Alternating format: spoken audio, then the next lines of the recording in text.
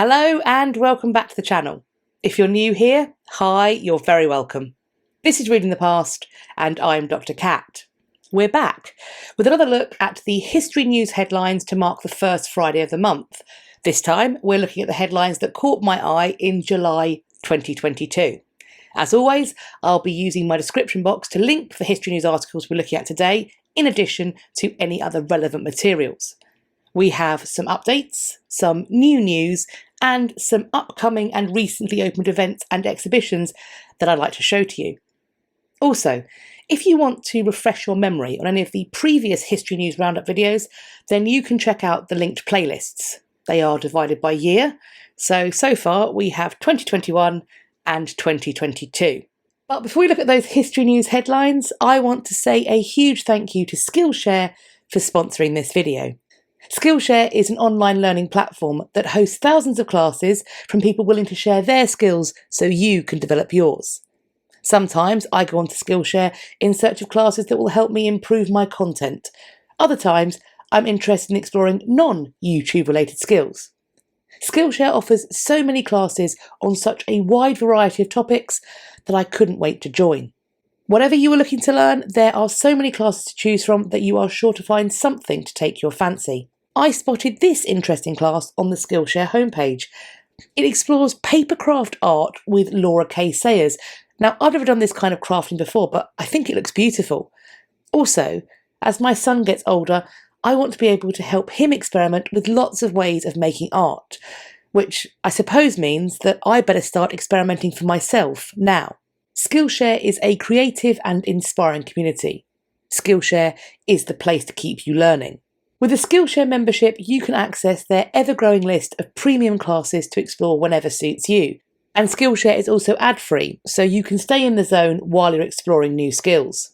The first 1,000 people to use the link in my description box or my code will get a 1-month free trial of Skillshare. Thanks again to Skillshare for sponsoring this video. But now, without further ado, let's jump right into the history news from July 2022.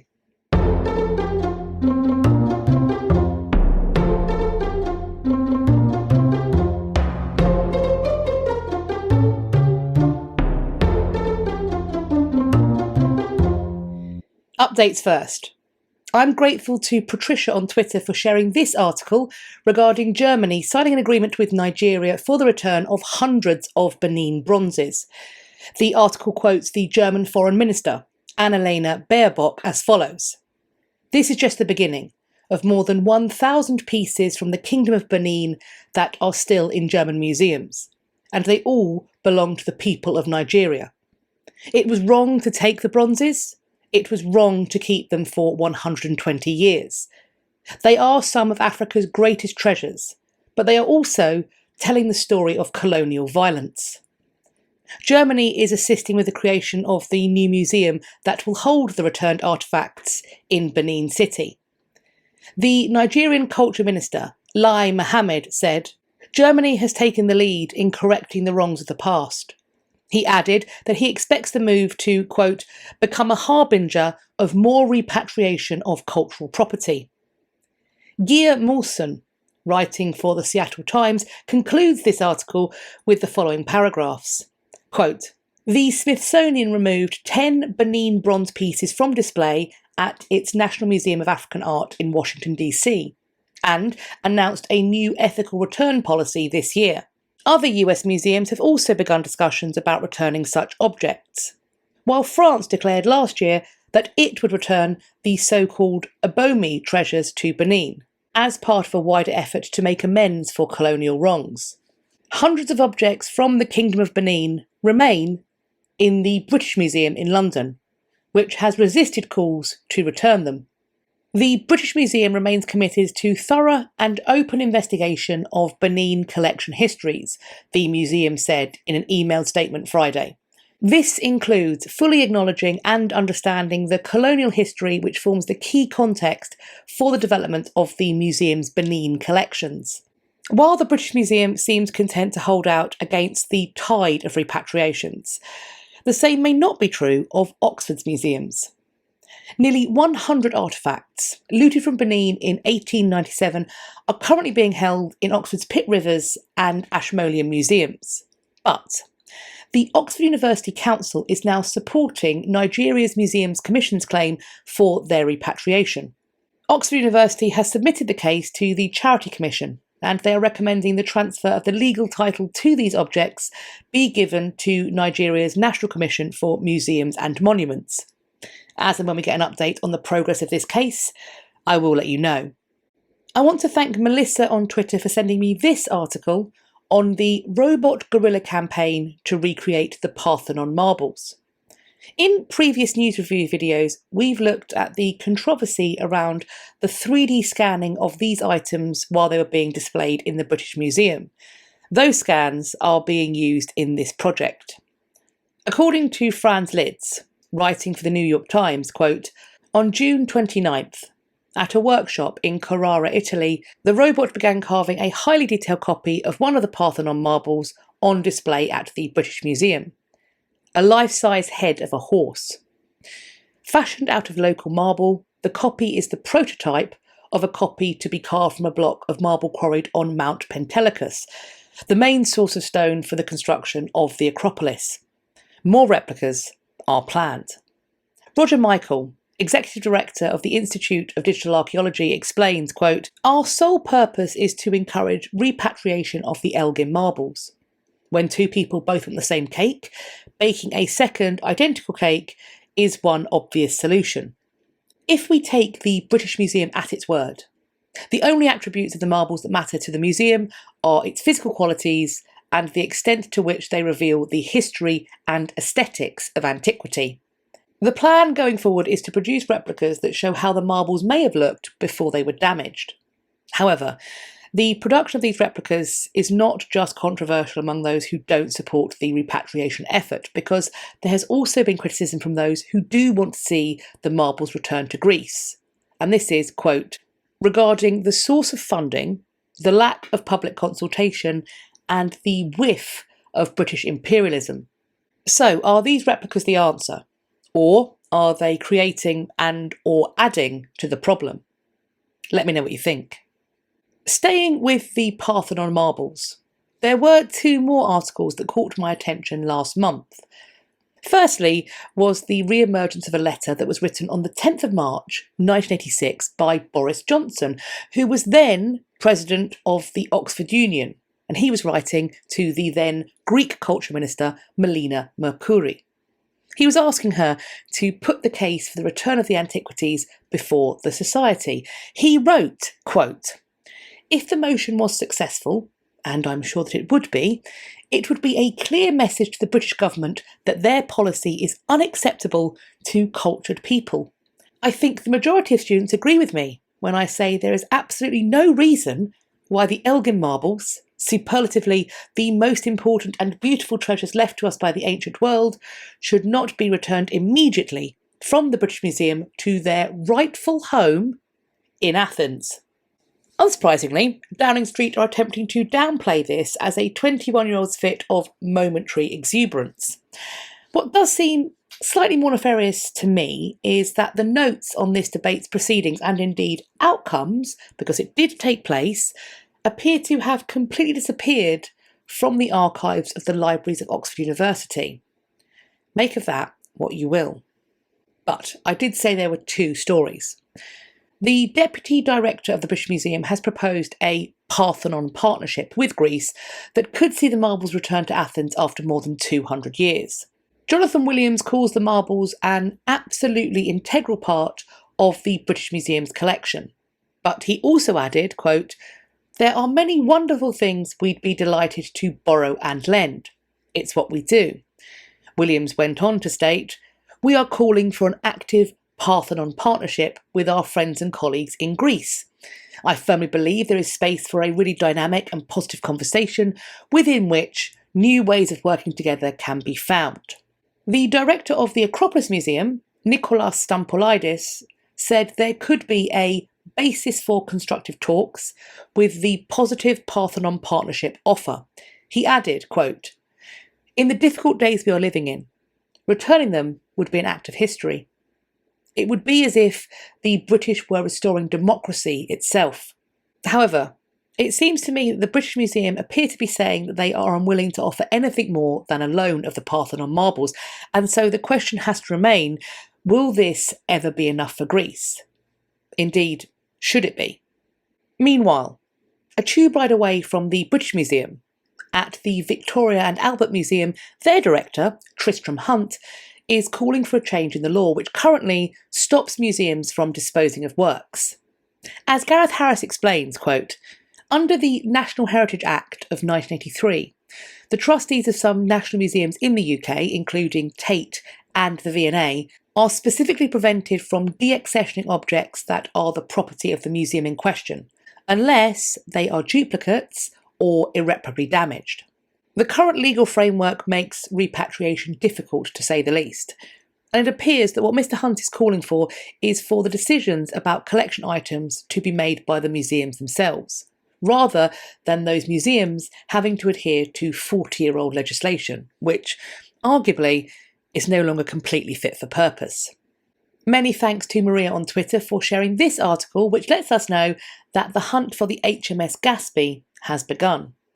Weather permitting, the search will be taking place daily from 11 AM to 4 PM, and volunteers will be on hand at the research station that's been set up near to Gaspee Point to answer questions and to provide information about the day's events.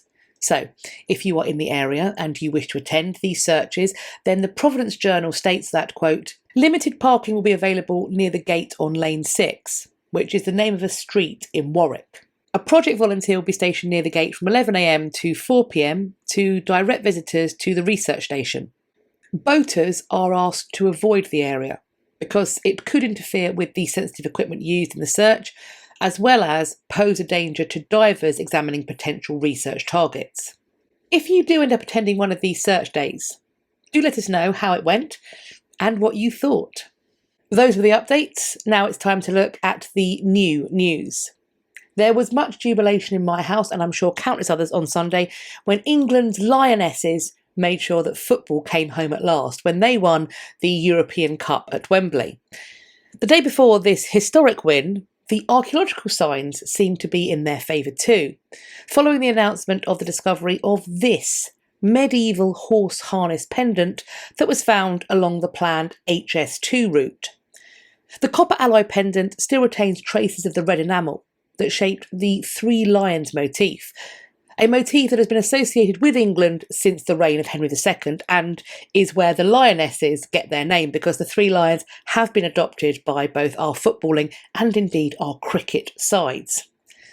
Dr. Dawn McLaren of Connect Archaeology explained that, quote, the condition of this object is quite remarkable, and it's very rare to see a horse harness pendant like this from an archaeological context in such a fine state of preservation. So, a remarkable find, portending a remarkable win, it would seem. Last month, Pope Francis travelled to Canada.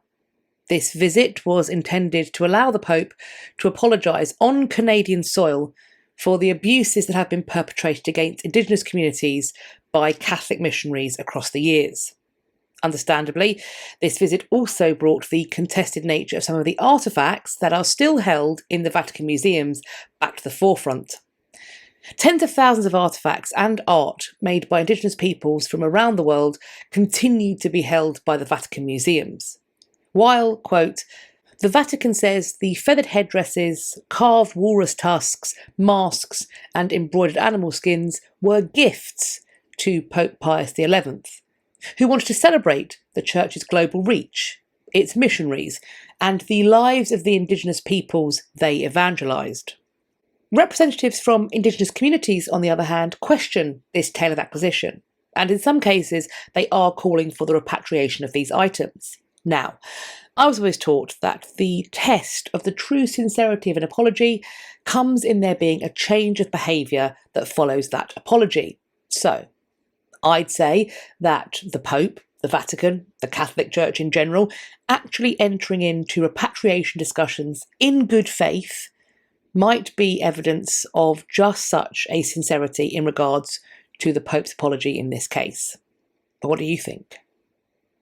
Last month also saw the publication of Vanessa Braganza's discovery of Catherine of Aragon's first name intertwined with Henricus Rex in a cipher on a piece of jewellery that appears in the Jewellery Book, which is a volume of jewellery designs by the Tudor court painter Hans Holbein. This design dates to around 1532 and, according to Braganza, represents, quote, a sign of her, being Catherine of Aragon's, conviction of her own enduring legitimacy and a sign of her stubbornness in refusing to concede that legitimacy. Ciphers make this possible because they are meant to be visible but illegible to those not in the know. You can literally wear your secret around your neck in public, and that very act defies the viewers to figure it out. The hidden or coded messages of early modern women made the news last year too, when Kate McCaffrey, who is an assistant curator at Hever Castle, discovered hidden inscriptions in Anne Boleyn's prayer book of a network of women that seemed to have preserved this prayer book secretly until it could be safely passed to Anne Boleyn's daughter, Elizabeth, who, of course, becomes Elizabeth I. There are other examples of high-profile women from this period using ciphers too. Indeed, I believe that the ability and, in fact, the impetus for us to decode them represents an interesting step in the study of history. As Braganza states, quote, by and large, women's voices, like ciphers, are hidden in plain sight because we chose not to look for them. Women were writing and publishing alongside men, ruling countries, playing the political chess game, creating ciphers, and participating in trades. They lived in a culture that told them they were less than men, but nevertheless, they persisted. I look forward to seeing what other ciphers will be able to teach us if, and indeed when, they are also unlocked. I want to thank Cokes on Twitter for letting me know about the return of stolen artefacts that will be making their way to Italy from New York. 142 artefacts, some dating to the 4th century BCE, have been recovered during a criminal investigation. One of the items in question is a fresco that dates to the year 50 CE, and it comes from, quote, an ancient town that was buried under volcanic ash when Mount Vesuvius erupted. Ellen Francis, writing for the Washington Post, explains that, quote, the painting was looted in 1995 from a villa in the Herculaneum archaeological site, and the hedge fund billionaire Michael Steinhardt, a prolific collector of art, bought it for $650,000 that year, according to the Manhattan District Attorney's Office. The Ercolano fresco, showing an infant Hercules strangling a snake, is valued at $1 million and is part of the collection of recovered items worth around $14 million. Following the repatriation, these artefacts will be displayed at the Museum of Rescued Art in Rome before they are returned to the regions from where they were plundered or lost. I'd love to know what the Museum of Rescued Art in Rome would be like to visit, so if anyone makes a trip, do let us know what you thought of it. A group of chemists and historians have teamed up under the banner Odeuropa, and for the last 2 years they have been working on isolating and reproducing historic scents that are associated with significant moments and locations from European history. The team wants these lost smells of European history to be introduced into museums and landmarks. One example cited is the reproduction of the smell of the library at St Paul's Cathedral in London, which was achieved by first extracting detectable elements from the air back in 2017, which was before the library was refurbished, followed by asking a specialist perfumer, Sarah McCartney, to attempt to create the same olfactory experience based only on her instincts about its components. In random trials, the public was equally convinced by both attempts to mimic the library's smell. Based upon the available information, I think this project sounds excellent, and I think it will also likely provide extra useful context for a variety of heritage spaces. And in addition, I can imagine that this is going to increase the numbers of ways that people who have accessibility requirements, such as, for example, a visual impairment, is going to increase the numbers of ways that they are going to be able to engage with a space and its history. And to me, that has to be a good thing. But what are your thoughts? Are you keen to give the past a good old sniff? Let's set smell to one side to look at taste, because there has been a discovery in that direction too. Analyses of 1500-year-old Roman wine jugs, or amphora, have enabled researchers to determine both the grape varieties that were used and how these jugs were insulated and waterproofed with pine. This created a kind of waterproofing tar, which may also, according to the study, have flavoured the fermenting grapes. The pine that was used would have needed to have been imported, possibly from Calabria or Sicily. While this article makes no mention of there being an attempt to reconstruct the ancient Roman wines that were once transported in jugs like this, I assume it would be possible, even if there may need to be some substitutions to replace any extinct or indeed toxic plants that were used in the original process. Now, I don't drink alcohol, but for those of you who do, would you give reconstructed Roman wine a try? Newly discovered frescoes are now available to view at the recently reopened Palace of Monaco. It is thought these wall paintings were by 16th century Genoese artists on the basis of, quote, the style of the works, as well as the lime-based plaster used, which was detected during a multispectral analysis. As Joe Lawson Tancred writes for ArtNet, quote, the official residence of the Sovereign Prince of Monaco, the palace was built as a fortress in 1191. In the 700 years since 1297, it has been home to the Grimaldi family, currently to Prince Albert II. An opening initially planned for April 2020 had to be delayed due to the pandemic. The palace and its trove of newly discovered frescoes now remains open until October the 15th. Has anyone been? Does anyone have plans to go? Let us know. The head of an Egyptian mummy, thought to be at least 2,000 years old, has been discovered in an attic in Ramsgate.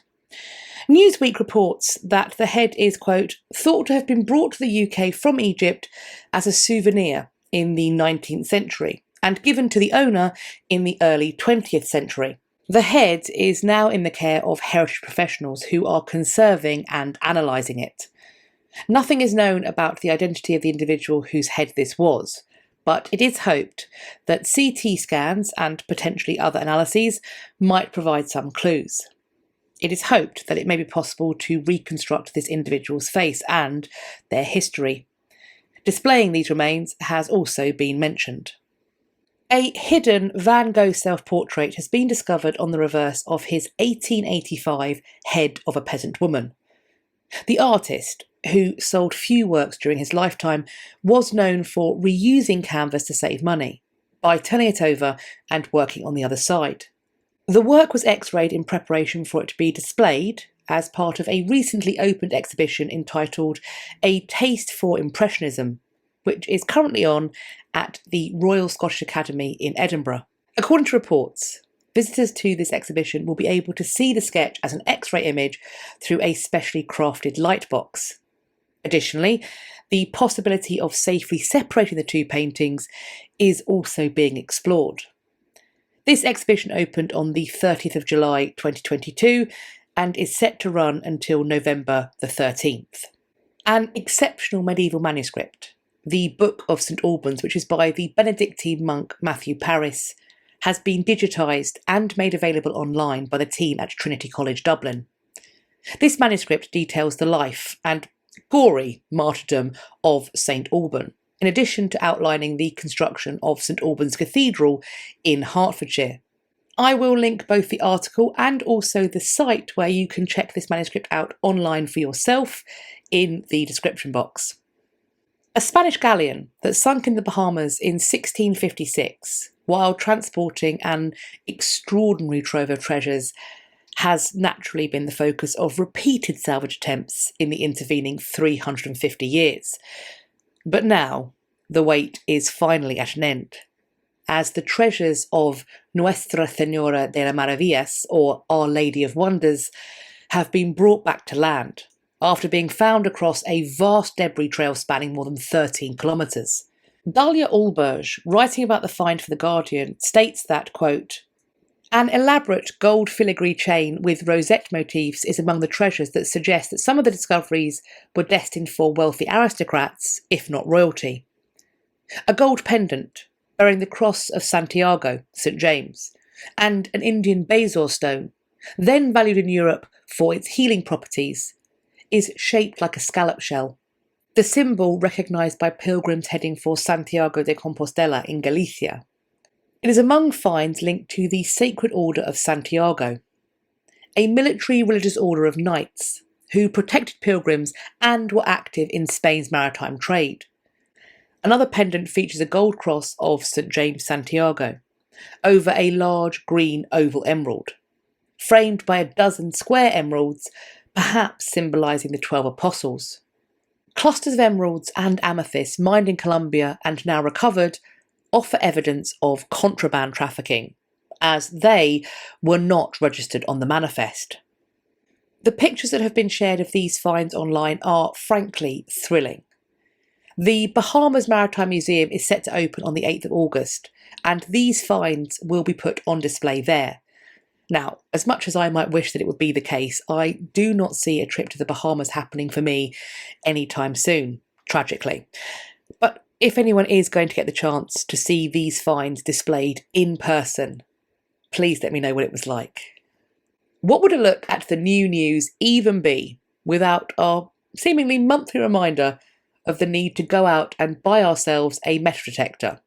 Of course, this month will be no different. Since 2017, Denise and Damien Pye have uncovered 11 pre-invasion Roman gold coins in a Norfolk field. These coins are said to be exceptional because they date to the last years of the 1st century BCE and the first years of the 1st century CE. This would be a generation before the Roman invasion of Britain, which occurred in 43 CE. Because of the date of their creation, it is believed that these coins were brought here to be melted down to make Iron Age torques.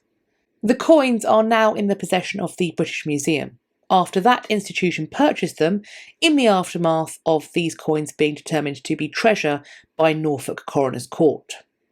That was the new news. Now it's time for us to take a look at the events and exhibitions that caught my eye last month. These will be in addition to the events and exhibitions that connect some of the news stories that we have already looked at, and where appropriate, I will be leaving ticket links to those as connected to the news stories that I will also be leaving linked. So, first up, the British Library is hosting an exhibition with the short title Gold. 50 manuscripts from around the world will be on show. This will include Qurans written in gold, diplomatic treaties inscribed on gold plates, texts written in gold ink, and illustrations set on backgrounds of gold leaf. The exhibition is open already and will stay open until the 2nd of October 2022. I'm going to link to this Ian Visits page on the upcoming Heritage Open Days that are set to take place in September 2022. I do also recommend checking out the rest of his website for lots of ideas of places to visit. I will also leave a link to this Heritage Open Days search function page so that you can go on and check out which open days might be happening near you at a time that you can attend. So it's going to be there for you to check out if you should wish. Chroma, ancient sculpture in colour at the Met 5th Avenue, looks incredible. Reconstructed ancient sculptures in colour will be exhibited alongside original Greek and Roman works representing similar subjects. On top of this, this exhibition is also making use of augmented reality through their Chroma AR web app. The exhibition will stay open until the 26th of March 2023. The Vikings, History on Your Doorstep, is on at Ancient House in Thetford, Norfolk, and will run until the 8th of July 2023. We are told that this exhibition explores the exciting history of the Vikings in Thetford and the surrounding area and the impact of their presence and culture. We also have a list of exhibition highlights, which includes a Viking sword and 2 delicately worked brooches, Viking burial finds from Sunken outside Thetford, on loan from the British Museum, a beautiful gold plaque, also on loan from the British Museum, dating from the time of the first Viking attacks. A Thor's Hammer pendant discovered in Guildhall Street in Thetford. A rare hoard of King Edmund pennies. A stunning gold lozenge brooch from Attleborough. A beautiful jewel that we are told was found by a family while they were burying their pet turtle. And there is also a very rare early medieval carved stone grave marker that was found in Thetford during building works in 2019 and will be going on display for the first time.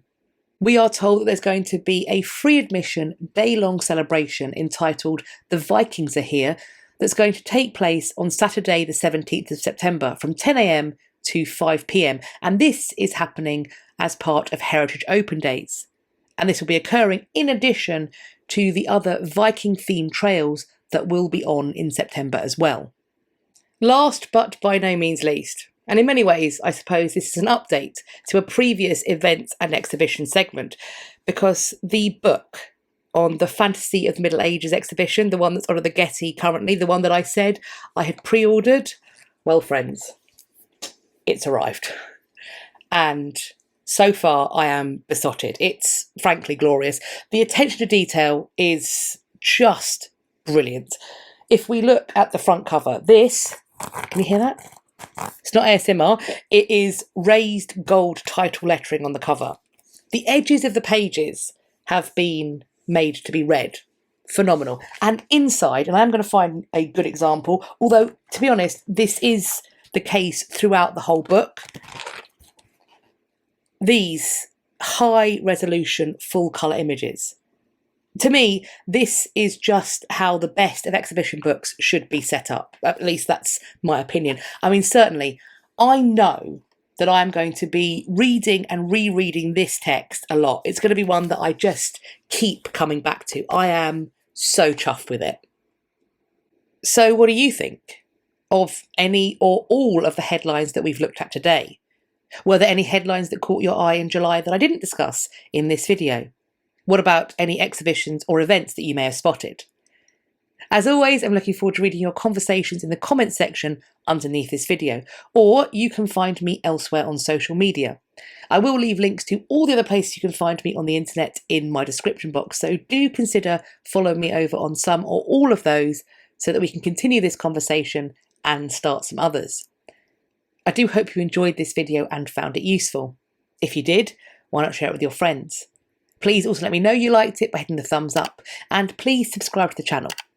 If you think you're subscribed, just have a little check right now. We've got time. Just head down, see if you're still subscribed, that YouTube hasn't mysteriously unsubscribed you, and you know what else? While you are there, checking, subscribing, maybe, possibly resubscribing, you can do something else. You can hit the bell icon that sits beside the subscribe button and then select all in the drop-down menu so that, allegedly, YouTube will tell you when I've next uploaded.